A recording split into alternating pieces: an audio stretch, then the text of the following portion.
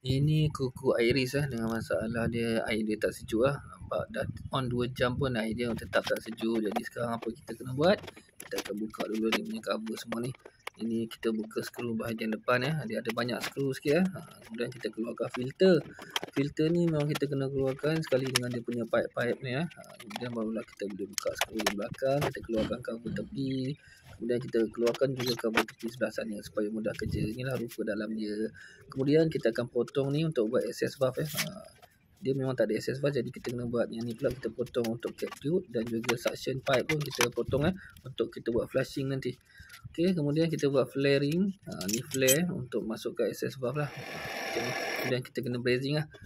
Ruang dia sempit jadi kena hati-hati sikit lah. Kemudian kita buat flushing sikit macam ni. Cek. Okey.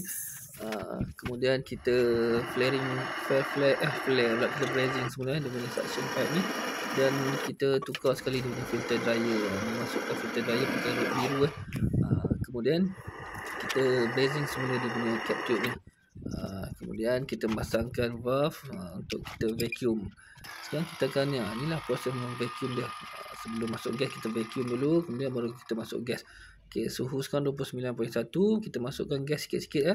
Beberapa ketika nampak dia punya cap tube punya ni pun nampak dah berair, dia dah sejuk lah. Kemudian kita kena tambah sikit-sikit lagi gas dia. Sekarang dah turun 28.5. Kemudian turun lagi 22.9. Kemudian kita rasa dah okey tu, gas dia dah cukup tu, barulah kita potong semula. Kita matikan ya. Untuk access valve ni kita matikan supaya dia tak ada kebocoran ya. Ni kita brazing, dah cun dah. Okey, kemudian saya nampak dia dah turun lagi, barulah saya pasang dia punya cover dan kita test. Nampak dia dah turun 5.8. Sekarang dia punya kompresor pun dah cut ya. Jadi dia dah okey lah, dah sihat.